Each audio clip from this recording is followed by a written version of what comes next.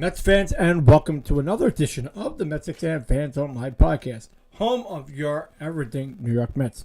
If you guys love our shows, please always tweet, like, and subscribe to get all of your latest Mets live streams, news feeds, and much more.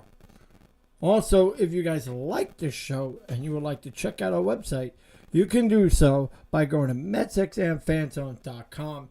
Gives you all of your latest Mets live podcasts and even Met live streams throughout the whole entire season. And if you'd like to check that out, there is a link in our show notes where you can check that out today. So we got a really good show for you guys today.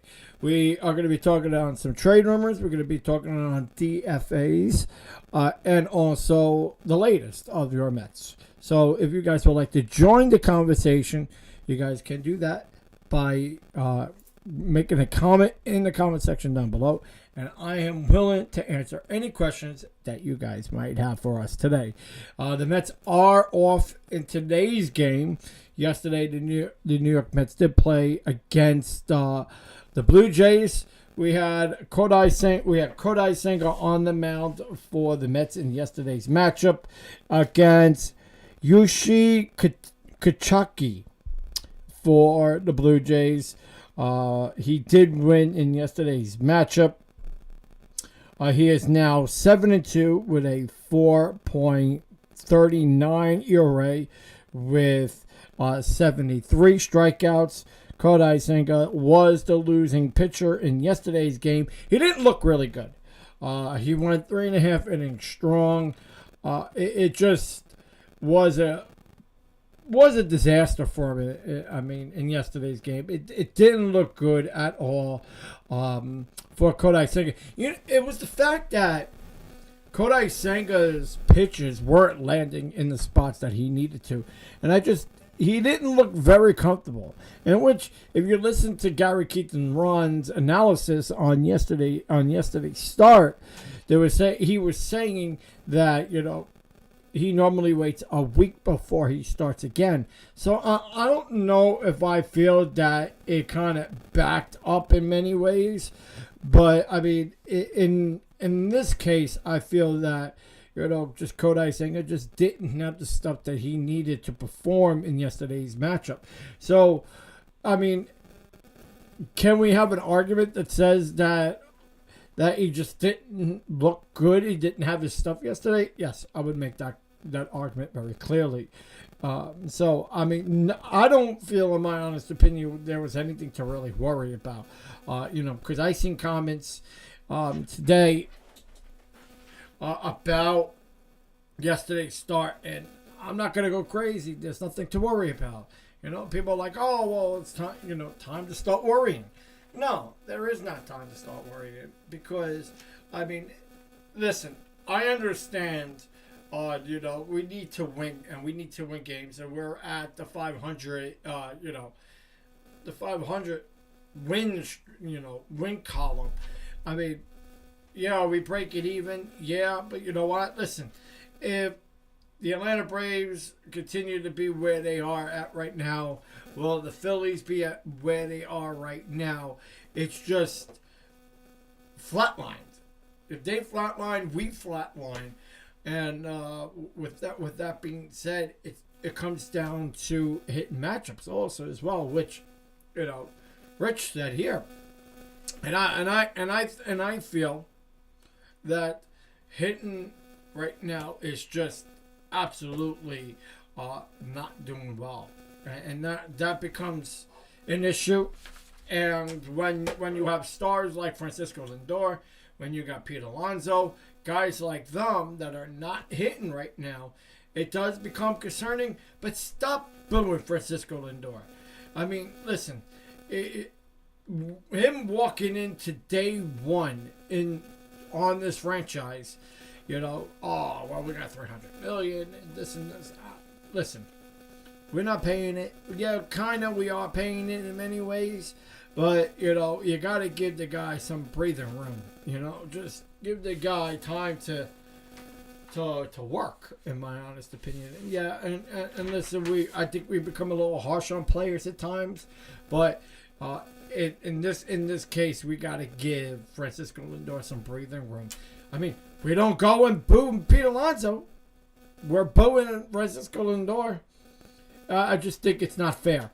So we have to literally just wait and see. But in yesterday's game, we had Tommy Pham that had a 2-run home run day, which looked really good. And then we had Sterling Marte hit his 3rd solo home run. And then Pete Alonso goes and hits his 21st home run. So maybe Pete Alonso could finally coming out of that spunk. Something that Pete Alonso does very well in hitting those home runs. But once Pete Alonso starts to turn it on just a little bit more, that is something where the Mets it'll come naturally to most of those guys. Okay, so going into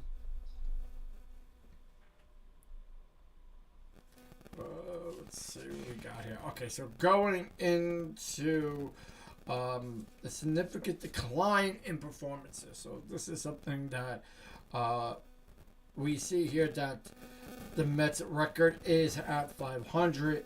The Atlanta Braves, we're going into the Atlanta Braves series. Guys to watch out for the Atlanta Braves series.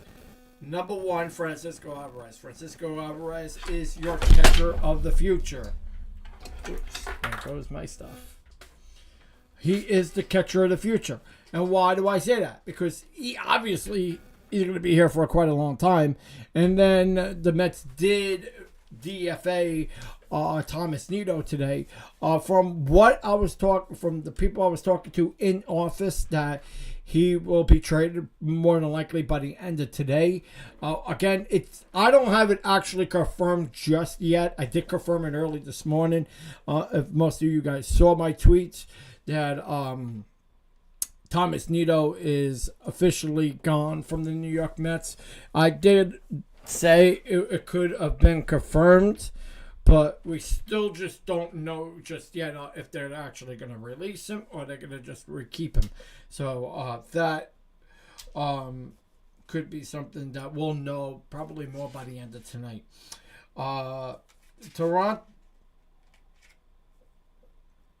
Now let's go into some rumors that we are hearing. Now, there has been rumors that the Mets are resurfacing Alex Diaz. Now, Alex Diaz is the brother of our Diaz, Edwin Diaz, our closer for the New York Mets. That is something that we are hearing that could be reconsidered. We do know, I know, well, most of you guys probably don't know just yet that Alex Diaz could very well be a guy that the Mets could bring in here. It's something that the Mets have been talking for quite a while. This could be a move probably by the end of today into tomorrow.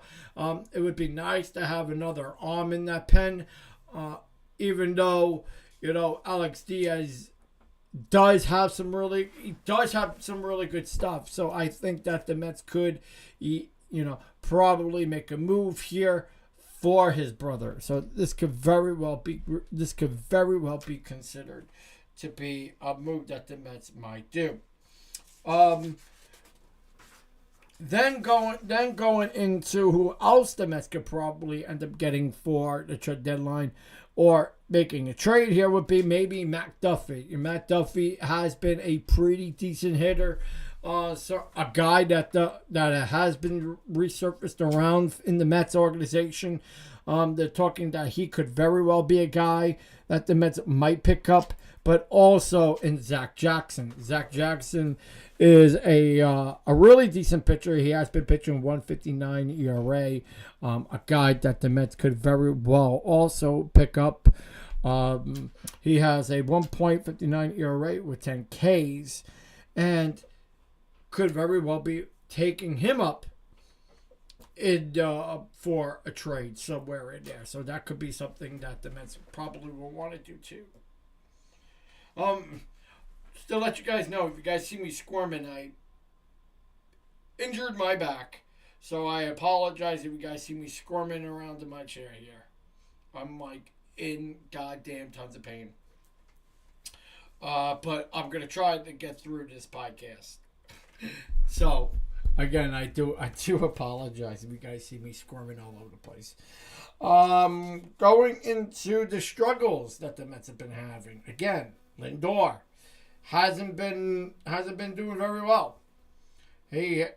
I mean, in my personal opinion, I think he hasn't done well since the baseball classics. I think his head is still there. The comments that this man makes, mine blows me in many ways. Listen. I like the guy. I think the guy's going to be very decent for the Mets for quite a couple of years. I'm not in any concern or in any way that the Mets could, find that this could be a bust move. I think the Mets need to give some time and really need to think about the transition in here. I mean, if the Mets are going to make, I look at it this way: if the Mets are going to make any moves, it's probably going to be number one or two ways. Either they get rid of Daniel Vogelbach, which we all know that Thomas Nido is going to go because Navarez is now active and is now back in the lineup for the Mets. You're more than likely going to see Navarez, and you're more than likely going to see Francisco Alvarez back in the dish. Those are two guys that the Mets are confident in moving ahead with. I think the problem here lies that Buck Showalter stays with too much of his rhetoric, too much with his veterans. Listen, I'm okay with loyalty.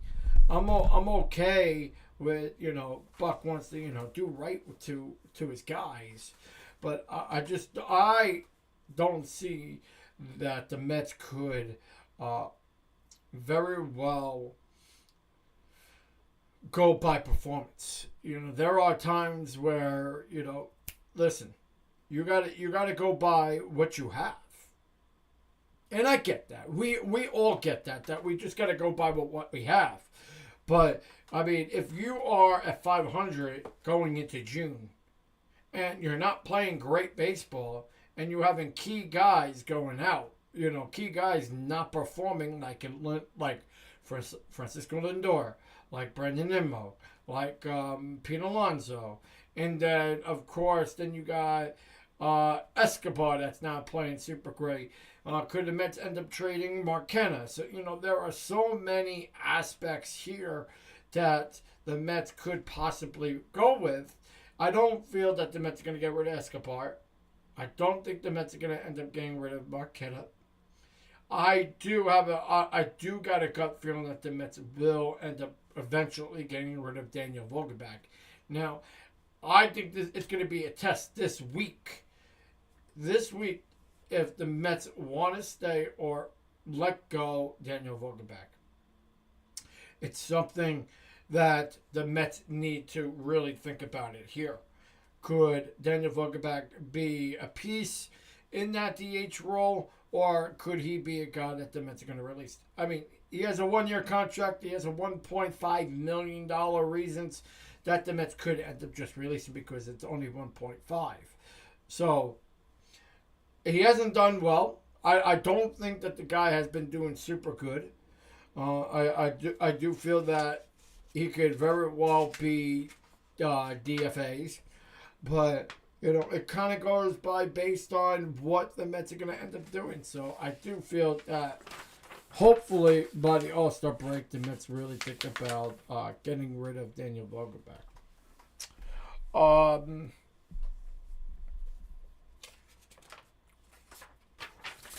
Now let's go into some key performances. Let's talk about our rotation. Max Scherzer, Justin Verlander. Still struggles are happening between the two of those guys.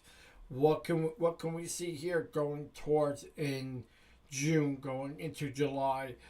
We are the months are flying by.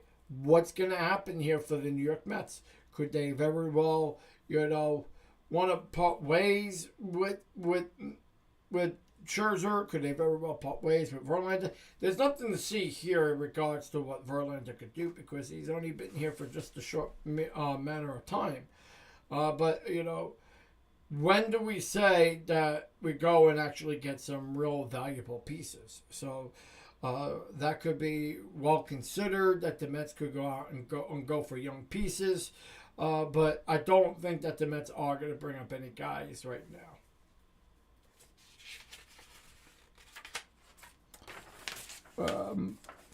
Then let's go into our bullpen struggles. The Mets have contributed factors such as a lack of consistency and depth. Injuries have been prolonged. Not only that, the resilience on key players like Drew Smith, like Adam Ottavino, like Norsnak. Those guys haven't really they haven't really showed up just yet. What do we see out of Drew Smith? Drew Smith has been on and off. What are we going to do with the starting rotation in Tyler McGill? I'm very disappointed in McGill because I really did feel that McGill has really good stuff. And to go and see that McGill just hasn't got anything done this year. Every start he has, the third inning, he ends up giving up runs. It's like, what are the Mets going to do with McGill? David Peterson, you'll never see David Peterson on the active roster. He's been a dud the whole time. So, there has been a lot of dead woods there. But I really do feel that this Edwin Diaz, when he got hurt, it really impacted this team very much so. I just didn't like the fact that, they got to bring these guys to the World Baseball Classics. No. I would bring guys that are from the minor leagues, and if they want to go and play those games, then they could. Or if you're going to bring in, you don't have to bring in top players. You don't have to bring top players. I would bring in non-top players to the Baseball Classics, if so. But we need to have a new rule here that top players, top big contract players, should not go to the Baseball Classic. And we could talk with Aaron Judge. We could talk with Giancarlo Stanton. We could talk with Pete Alonso, Jeff McNeil, Edwin Diaz. Those are guys that, shouldn't be going to the Baseball Classics if you have a big contract.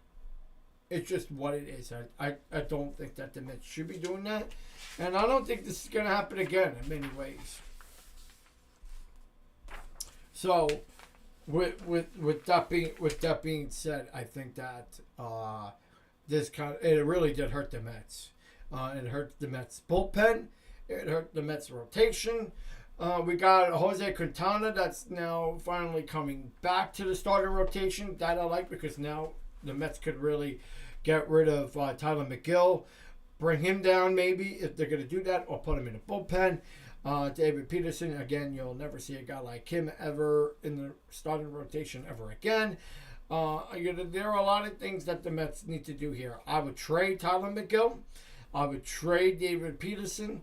David Robertson, last night, he didn't have a really good start. He ended up giving up. He ended up giving a run or so. That didn't look good towards the end of yesterday's game. The Mets ended up losing 6-4. I mean, even though the Mets were trying to battle it out, they got the runs and then they gave up runs in the very next inning. So, I mean, there's a lack of consistency. And with that being said, the Mets really need to get that consistency on that DH spot. So, I think that Tommy Pham could be a part of that DH role. Mark Ventos could very well be a part of that role also as well. And of course, you could put into center, Brandon Nimmo. He was out of the game yesterday. They didn't play him at all. which I found very alarming. I didn't understand why they didn't play him. Because I think that if the Mets brought him in, I think that would have been good in many ways. Because Brandon Nimmo is such a key to this team.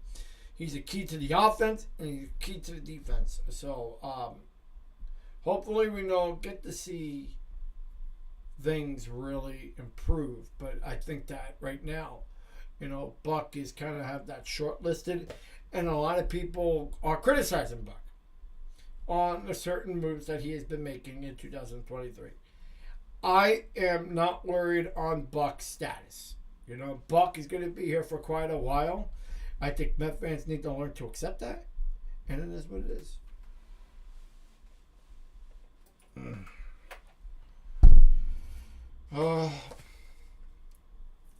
But in regards to our news, we got some sad news for you guys today.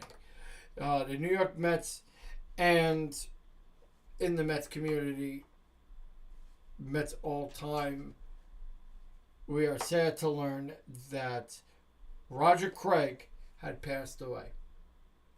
He was born